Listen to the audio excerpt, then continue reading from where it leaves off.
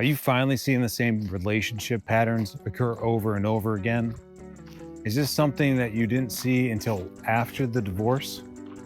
Today's video, we're going to talk about that and much more and give you a couple tips that will help you through that process if that's where you're at today. So, if you're seeing those relationship challenges that keep on occur, have you ever wondered why that is? Well, it goes way back before that pit in your stomach that happened before divorce. And that's really the beginning of you. At the end of each relationship, did you feel the reopening of similar wounds? Did you feel like you were experiencing the same pain? Well, here's the great thing. That's your younger self feeling the fear of abandonment from decades ago. It's your teenage self reliving those moments of not feeling good enough. It's bringing back every childhood memory that you felt unworthy of love, not good enough, afraid of being left behind, and unable to meet expectations. These, believe it or not, are very common feelings that men have post-divorce and before divorce. We just don't ever talk about it. We didn't ever realize it until now. So let's dive in a little bit more. Remember that time that you were a child and you were maybe left behind somewhere? Maybe you got lost in the mix or wandered off yourself. I know that happened to me a couple times. Typically because of more of the latter, wandering off, than actually being forgotten in the process. But you have that moment, that sudden moment of realizing you're not where you thought you were, and your family certainly isn't where you thought they were. That's a scary moment. That one will stay with you. And that is where we start to develop this fear of being left behind. So the other ones we talked about too were being unworthy of love. Maybe that's come up since divorce. Maybe you feel like no one will love you, that's your tainted goods, that who dates a divorced man? Well, I'm here to tell you there's plenty of options out there, and there's a lot to choose from if you decide to go that way. And it's not true. You will be loved again. Many, many men, matter of fact, I'll get remarried again after divorce. And again, this is a common feeling that a lot of people feel, a lot of men feel after divorce. Maybe you're like me, you would have never dated before divorce anyone that was divorced. Maybe there's just feelings there that weren't really, I know for myself, things that I could explain. It just wasn't what I wanted, right? Maybe you were more clear about why you didn't want to date someone that was divorced. I know personally for me, I could never really connect with it. I never really was put in the opportunity to have that exposure. So I just had this preconceived notion that wasn't what I wanted. So maybe that's what you have too. The same feeling can be said about not being good enough. You can possibly get that feeling after years of marriage, or just not caring enough about yourself like you used to. Maybe you're out of the gym, maybe you're not as in shape, maybe you got the dad bod going on because you got a bunch of littles and you have no time to get to the gym anymore. All that's understandable, and it's also manageable, which means you can overcome it. So it's only a matter of time before you do. You gotta commit, and you gotta take that first step. You also gotta be okay with failure here. Okay with understanding that at times, this divorce process is gonna take a lot out of you, and you won't be able to head to the gym. But it's not about your failures. It's about how you pick yourself back up. It's how you get back into that gym, despite the fact that you have missed a couple rounds. So we've talked about being unworthy of love, not feeling good enough, being afraid of being left behind. What about unable to meet expectations? That's another one that is very common, especially after divorce. Let's talk about that a little bit. Where does that come from? That can come from a bunch of places.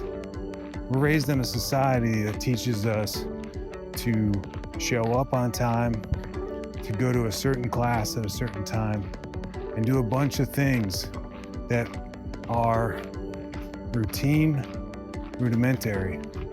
Our school system and education process is that way too. They're creating us to be good citizens that go out and are reliable when we work a job. And there's nothing wrong with that. But it does have an impact on not only our job performance, but our relationship performance too. So keep that in mind. When we're unable to meet expectations, those feelings can come from a lot of places. They can come from expectations from our parents. It can come from expectations from our teachers. It can come from expectations from our past romantic relationships. So really dive in deep, do the work there, and find out where that lies for you. You'll often find that these worries or concerns or psychological angst pulls, I'm not really sure how to put it for you, but I'm sure you understand. You'll find that these things we've talked about are all connected to one place, one being that we don't really acknowledge as men and as people in general, and that's our inner child. See, we may be 20, 30, well, let's be honest here, 30, 40, 50 years old plus, but we all are still that inner child that lies inside. We all have that connection to those childhood experiences. And let's look at it this way. They are our beginning. They are the start of us. Our childhood shapes us and molds us. It makes us who we are today, right? Our experiences there puts us into a place of believing we're good at things, believing we're bad at things. And all those good and bad experiences lead up to form our inner child. Our inner child believes that we're good at certain things, believes that we can't do other things, believes that there's just limitations.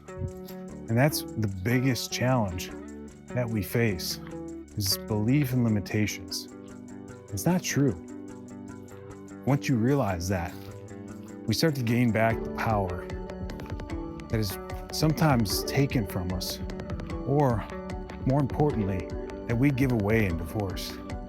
So let's keep that in mind here, that a lot of this is the awareness that we're having the issue with the inner child.